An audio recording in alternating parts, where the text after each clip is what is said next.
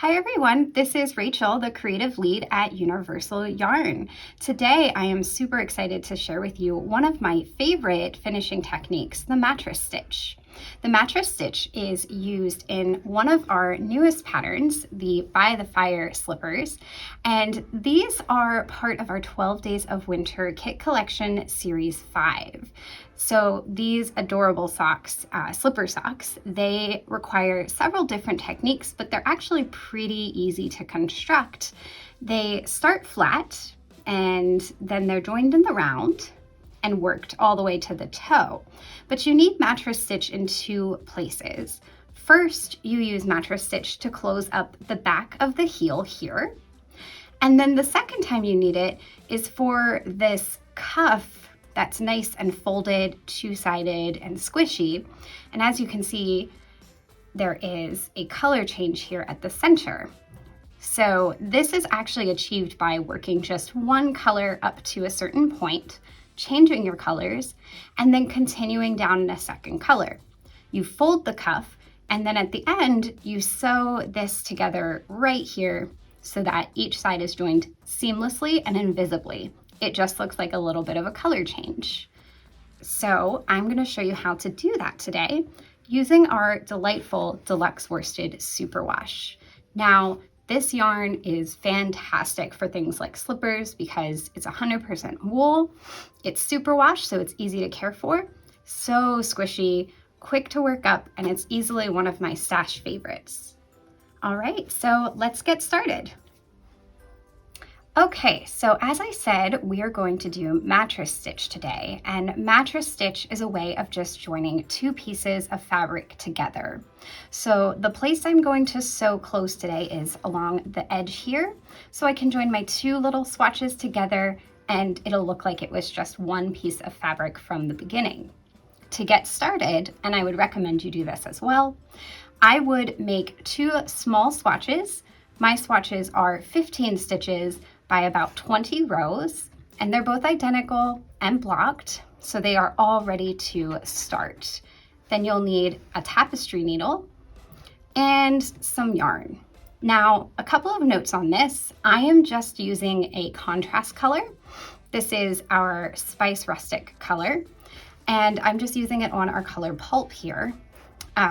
When you do mattress stitch, you often would prefer to use the same color, but just for the purposes of the tutorial, so that you can see clearly what I'm doing, I'm going to use the contrast color.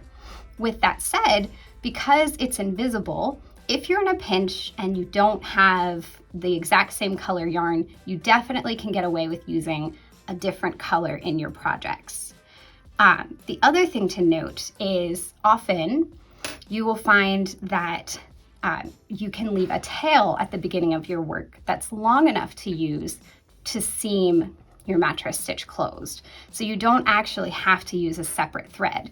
If I had left my tails long enough, I could actually use this tail here to close this seam. So just a few little pointers to help get you started. Okay, so for mattress stitch, what we're going to be doing is working into horizontal bars that are in between your stitches. And what I mean by that is when I stretch this fabric, you can see all of these horizontal bars coming in between the V's. Those are what we're going to scoop up and work together on each piece, and that's what's going to help us create our seam. So to get started, we want to be working into that horizontal bar that's between the first and the second stitch. Now, getting started can always be a little tricky because stockinette stitch loves to curl, but I find that once you get going, it's a nice, fast, smooth process. So go ahead and take your tapestry needle, and you want to work into, from the back to the front, just come up between those first two stitches here.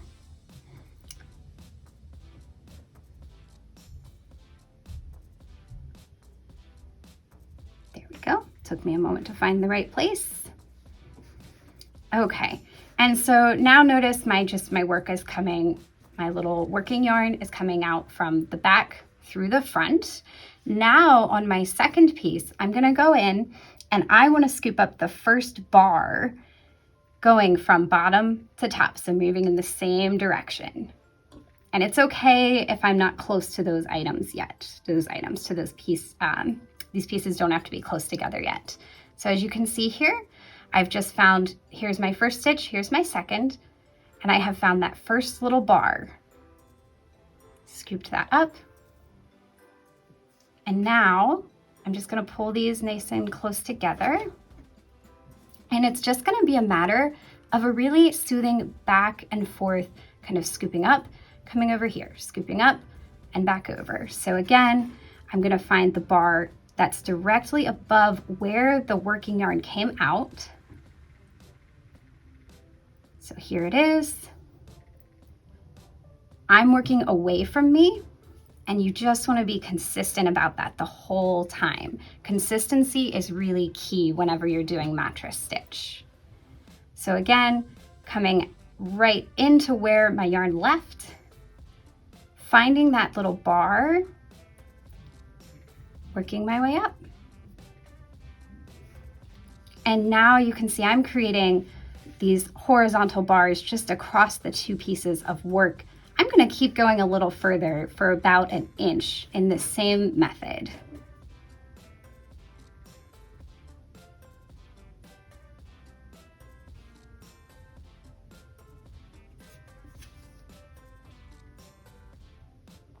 Now I find whenever I'm working, I do tend to lean pretty close to my work and hold it close to me. So it's a little tricky to show you this way. You don't have to, feel free to get in there and look closely if it's easier for you to see. Tail out of the way. One of my favorite things about mattress stitch is actually this very satisfying zip that we'll get to do here in just a few minutes. Notice I'm not trying to pull these super close together yet. I'm just going to work up a little bit, continuing to put my tapestry needle into the space where my yarn came out and catching that bar just above it. And now I have maybe an inch or so.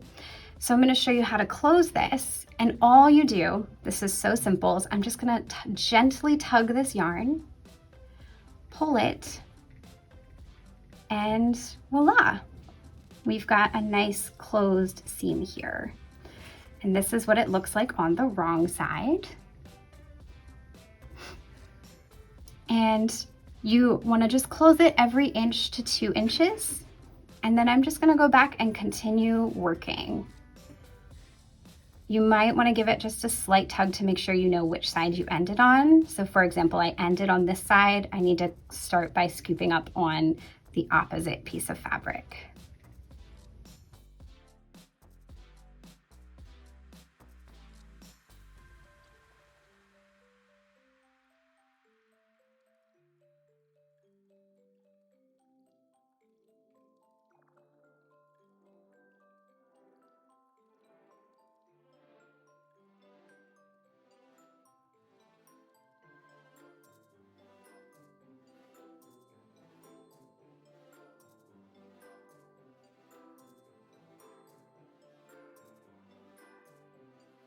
Okay, so I have just finished up and I just wanted to show you one last satisfying little zip closed of my seam. So satisfying to watch. But I also wanted to tell you, and it looks like I even did make a little bit of mistake here. I can see that either I knit a couple of rows too many or I must have started a little bit off. So if you make a mistake in mattress stitch, it's really easy to correct. So I just want to quickly show you how you can do that. If you pull your fabric gently apart, you can just simply scoop your needle into the space in between and just work it out a couple stitches back if you need to. Just being really careful to not split the yarn. So that's one option. And then the other option, if you make a mistake, say a really big mistake, or you just want to start the whole thing over, you can actually just pull this yarn the whole way out.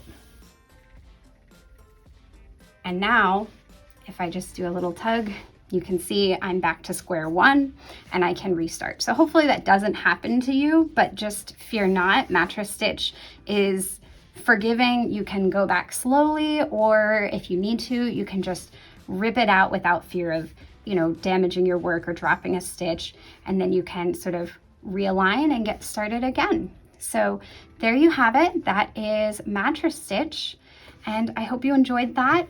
Again, that is used in this section of the cuff on the By the Fire slippers.